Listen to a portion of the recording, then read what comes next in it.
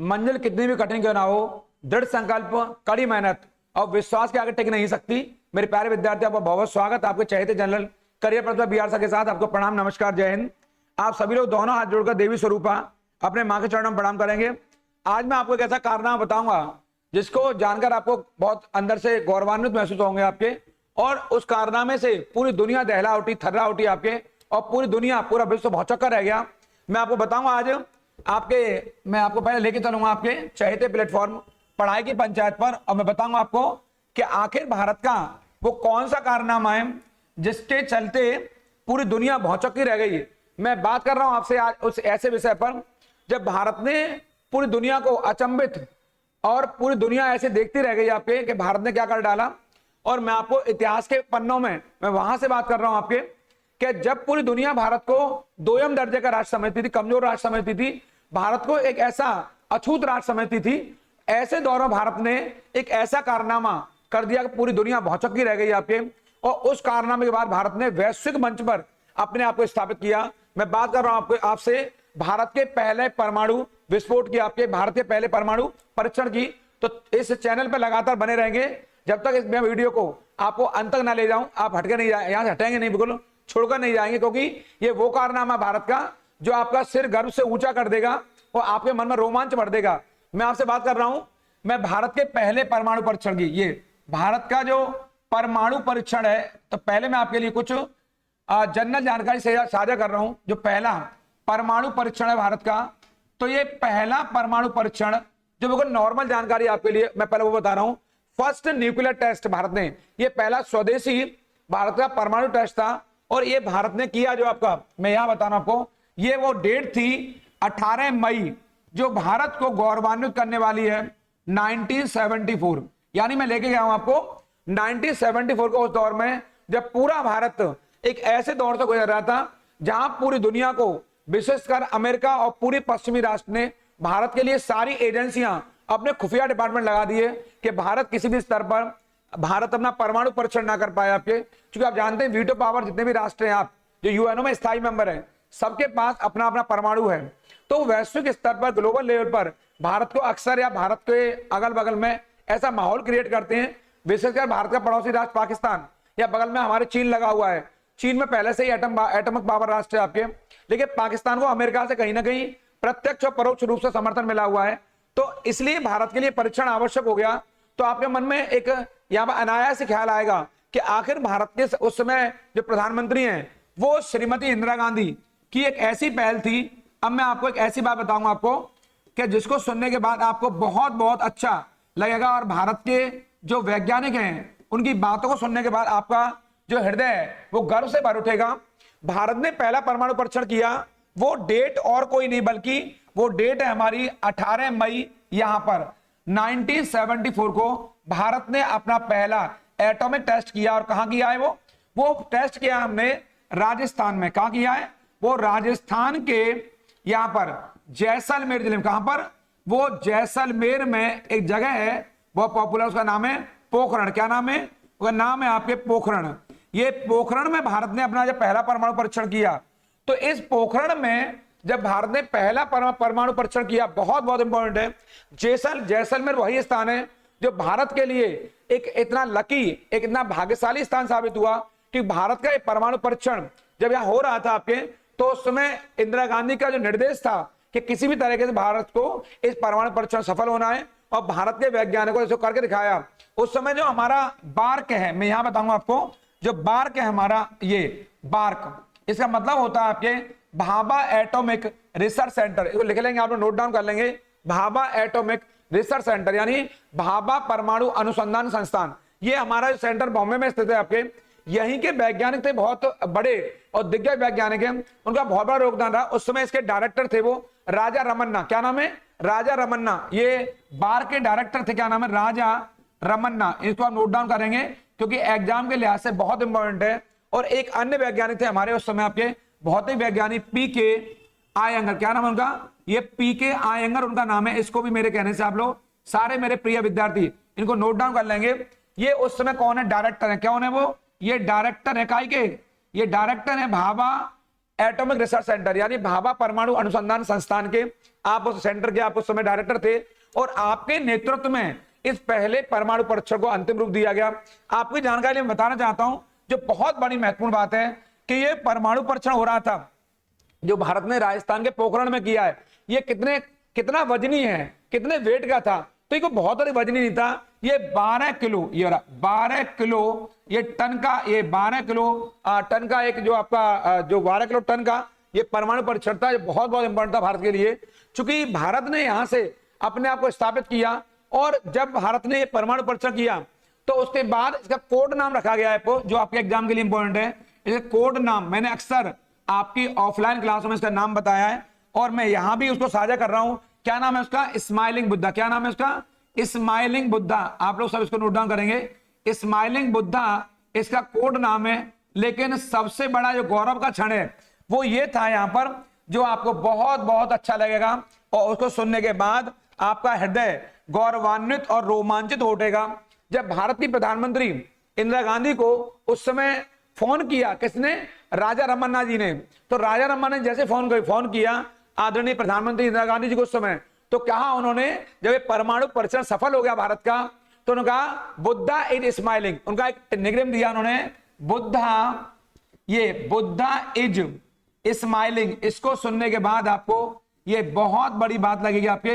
ये ठीक उसी प्रकार से, यानी भारत का सफलतम ये पहला परमाणु परीक्षण हुआ, तो भारत का जो ये कोड नेम था पूरी दुनिया भौचक्की की रह गई। अमेरिका जैसे राष्ट्र, पश्चिमी राष्ट्र, ब्रिटेन, फ्रांस, जर्मन, इटली जैसे विकसित राष्ट्र, वो भौचक्के के रह गए। भारत ने क्या कर दिया? ये भारत के लिए वही क्षण था जब भारत ने पहली बार एटम की दुनिया में कदम रखा, और एटम के मामले भारत ने अपने आप को परमाणु शक्ति संपन्न राष्ट्रों की सूची में शामिल कर लिया। ये भारत का एक बहुत बड़ा कदम था, और हर भारतीय के लिए गौरवान्वित और सिर ऊंचा करने वाला दिन था। ये वही डेट है, यानी जैसे राजा रमन्ना जी कहा कि बुद्धा इज स्माइलिंग, बुद्ध खुश हो गए आपके, ये कोड नाम था, यानी हमारा पहला परमाणु परीक्षण सफल हो गया। ये भारत के लिए बहुत बड़ी बात थी। ये पहली बार हो रहा था पूरी दुनिया में, जब भारत जैसा विकासशील राष्ट्र अपने आप को एटम की दुनिया में, परमाणु की दुनिया में अपने आप को वैश्विक मंच पर, ग्लोबल लेवल पर स्थापित कर रहा था। ये बहुत बड़ी बात है आपके, ये मैंने आपको बहुत महत्वपूर्ण बात बताई। एक बात मैं बताऊंगा आपको, इस पहले परमाणु परीक्षण को हमारे इतिहास के पन्नों में पोखरण फर्स्ट के नाम से, ये रहा पोखरण फर्स्ट के नाम से भी जाना जाता है। इसको आप यहां याद कर लेंगे आपके, क्योंकि हमारे एग्जाम में आता है कई बार कि पोखरण फर्स्ट क्या है, तो आप बताएंगे। पोखरण फर्स्ट का मतलब होता है पहला परमाणु परीक्षण। क्योंकि पोखरण कहां पड़ता है? जैसलमेर में पड़ता है आपके, ये बहुत इंपॉर्टेंट है। और इस पर मैं बताऊंगा मैं आपको, इस परमाणु परीक्षण के दौरान जिस ईंधन का हमने प्रयोग किया है, जिस हमने फ्यूल का प्रयोग किया है, जिस ईंधन से हमारा परीक्षण हुआ, उसका नाम क्या है? प्लूटोनिक ईंधन। क्या नाम है उसका? अगर नाम है आपके प्लूटोनिक, प्लूटोनिक ईंधन उसका नाम है। इसको मेरे कहने से आप लोग याद कर लेंगे। जो परमाणु परीक्षण किया भारत ने, क्या नाम है इसका? प्लूटोनिक ईंधन नाम है। इसका प्रयोग किया था भारत ने अपने पहले परमाणु परीक्षण में। अब मैं आपको एक और घटना साझा करूंगा, जब पूरी दुनिया अभी अपने आप को बहुत इतरा रही थी और अपने आप को एक अलग मंच में पा रही थी। भारत ने 1974 के बाद, यहां पर इस घटना के 24 साल बाद, यहां पर आफ्टर 24 ईयर्स, यानी कि भारत ने 24 वर्ष बाद यहां पर एक बड़ा कारनामा वर्ष 1998 में फिर से कर डाला आपके। और वर्ष 1998 में हमारे आदरणीय प्रधानमंत्री अटल बिहारी वाजपेयी, कौन? अटल बिहारी वाजपेयी, जो बाहर से बहुत काम, बहुत शांत रहते थे आपके, लेकिन अंदर से उनके अंदर अपने शत्रुओं के प्रति बहुत एक ज्वाला थी। वो एक ऐसी धधकती आग के समान थे कि किसी ऐसे दुश्मन को वो स्वीकार करने के लिए तैयार नहीं थे जो हमारी सीमाओं पर हमें नुकसान पहुंचा रहा हो, या जो हमें आंखें दिखा रहा हो। कि ये हमारे अटल बिहारी वाजपेयी जी थे, जो बाहर से शांत दिखते थे, लेकिन अंदर से उनकी जो नीति थी, जो विदेश नीति का हिस्सा थी आपके, यानी रक्षा के स्तर पर, देश की सीमाओं के स्तर पर वो किसी प्रकार से समझौता करने के लिए तैयार नहीं थे। और उसी का परिणाम था कि आपके निगरानी में जो एक बहुत बड़ा कारनामा हुआ वर्ष 1998 में, ये भी परीक्षण हमने, ये दूसरा परमाणु परीक्षण किया हमने। यहां पर इसको हम नोट डाउन करेंगे, सेकंड परमाणु परीक्षण किया। इसको आप लोग छोड़ेंगे नहीं। ये दूसरा यहीं पर हो रहा है, राजस्थान के पोखरण में। कहां पर हो रहा है? राजस्थान के पोखरण में, वहीं जैसलमेर में। ये जैसलमेर जिले में पड़ता है आपके, जैसलमेर जिले में पड़ता है आपके। यहां पर कौन? ये पोखरण नामक स्थान। इसी स्थान पर भारत ने अपना दूसरा परमाणु परीक्षण किया।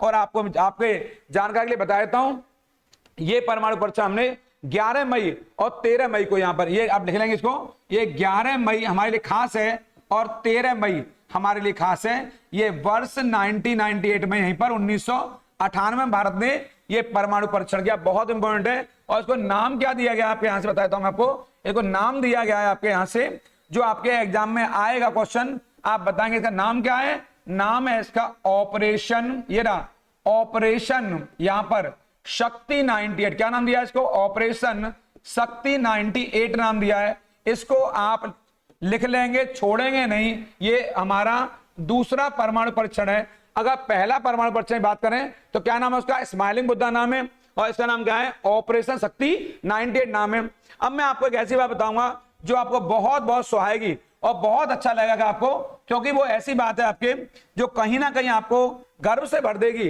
ये भारत का दूसरा परमाणु परीक्षण जो हो रहा है 11 मई को और 13 मई को, ये 2 डेट मैंने साझा करी है आपसे, 11 मई 1998 और 13 मई 1998। मैं बताऊंगा आपको भारत के वो कौन वैज्ञानिक थे जो भारत के असली हीरो थे उस समय। अटल बिहारी वाजपेयी के निर्देश पर ये परमाणु अनुसंधान के जो वैज्ञानिक थे, बहुत महत्वपूर्ण, इनका नाम है आपके जानते हैं, एक आर चिदम्बरम। क्या नाम है, आर चिदम्बरम जी। ये बहुत बहुत हीरो थे चिदम्बरम, इनको आप लिख लेंगे यहां से। एक हमारे एपीजे अब्दुल कलाम, इनको तो हम लोग सलाम करते हैं हमेशा, ये सलाम करने वाले व्यक्ति हैं एपीजे अब्दुल कलाम, हमारे कलाम साहब हैं एपीजे अब्दुल कलाम, आप सब परिचित हैं इनसे, एपीजे अब्दुल कलाम से।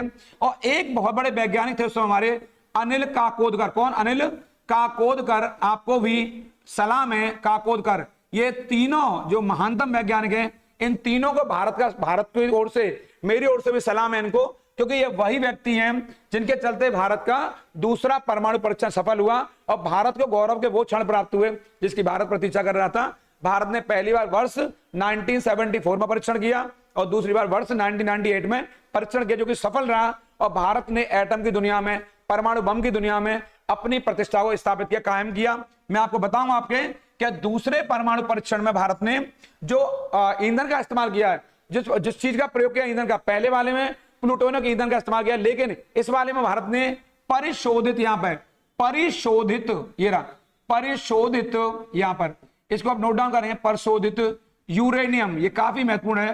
परिशोधित यूरेनियम से लेकर के, ये बहुत बहुत आपके लिए महत्वपूर्ण है आपके यहां से। परिशोधित, आप जानते हो यूरेनियम प्लूटोनियम काय के अंग है आपके, ये परमाणु के अंग है, ईंधन के अंग है, तो और थोरियम भी है। तो भारत ने परिशोधित यूरेनियम से लेकर के क्या का प्रयोग, ट्रीटियम, ये वाला ट्रीटियम, ये ट्रीटियम, ड्यूटेरियम, यहां से ड्यूटेरियम, इन सबका भारत ने प्रयोग किया है, यानी कि इनका भारत ने भरपूर तरीके से उपयोग किया। यानी पहले वाले में हमने केवल क्या इस्तेमाल किया है, केवल प्लूटोनिक ईंधन का, लेकिन दूसरे परमाणु परीक्षण में भारत ने एक ऐसी एक पटकथा लिख दी आपके यहां पर, परिशोधित यानी एनरिच्ड, ये वाला परिशोधित यूरेनियम से लेकर के ट्रीटियम और ड्यूटेरियम तक का प्रयोग किया है। और आप लोग जानते होंगे जो ड्यूटेरियम है वो हमारे परमाणु जो ऊर्जा केंद्र होते हैं, हमारे जो परमाणु ईंधन पर जो रिएक्टर हमारे, उनमें प्रयोग में लाए जाने में कौन, भारी जल से प्राप्त किया जाता है। किससे प्राप्त किया जाता है, भारी जल से प्राप्त किया जाता है। भारी जल को D2O भी कहते हैं। क्या कहते हैं, D2O भी कहते हैं इसको। इसी को हैवी वाटर भी कहा जाता है, जानते होंगे। इसका इस्तेमाल जो परमाणु ऊर्जा बनाई जाती है, यानी जो हमारे कहीं ना कहीं हमारे जो परमाणु ऊर्जा केंद्र हैं उनमें इसका प्रयोग किया जाता है, किसको, D2O का, यानी भारी जल का। इसे हम लोग हैवी वाटर भी कहते हैं। ये मैंने आपको इतिहास के पन्नों से एक गौरवान्वित करने वाला एक ऐसा विश्लेषण बताया संक्षिप्त में। इतिहास के पन्नों में ऐसे नए नए वीडियो में आपके लिए लाता रहूंगा। करंट पर मैं आपके लिए एक बहुत बड़ी सीरीज लेकर आ रहा हूं, अब कर लो दुनिया मुट्ठी में, वो समय आ चुका है। 2023 के सारे पहलुओं पर चर्चा करने वाला हूं, इसलिए चैनल पर बने रहेंगे। तो लाइक, शेयर और सब्सक्राइब करना बिल्कुल नहीं भूलेंगे। कमेंट के माध्यम से बताइए वीडियो आपको कैसी लगी। और मैं आपको एक नया वीडियो ऐसे लेकर आ रहा हूं आपके, बहुत बहुत इंपॉर्टेंट है, जो आपको बिल्कुल गौरवान्वित कर देगा, आपका हृदय आपके ऐसे गर्व से भर देगा, जो आपको लगा सर ने क्या बता दिया आपको। इसलिए वीडियो पर लगातार बने रहेंगे। इन दोनों घटनाओं को याद कर लेंगे। ये वही घटनाएं हैं जिनसे दुनिया दहल उठी, थर्रा उठी और पूरी दुनिया भौचक्की रह गई। अमेरिका जैसा राष्ट्र पिछलग्गू बनकर रह गया, अमेरिका जैसा राष्ट्र हाथ से चला गया कि भारत ने क्या कर डाला। ये भारत के वो कारनामे, एक इंदिरा गांधी के जमाने में और एक अटल बिहारी वाजपेयी के जमाने में भारत ने परमाणु परीक्षण किए। आप इस वीडियो बने, आपका बहुत बहुत धन्यवाद। आज की इस पंचायत में इतना ही। आप उन लोगों का जरूर ख्याल रखिए जो आपका ख्याल रखते हैं। प्रणाम, नमस्कार।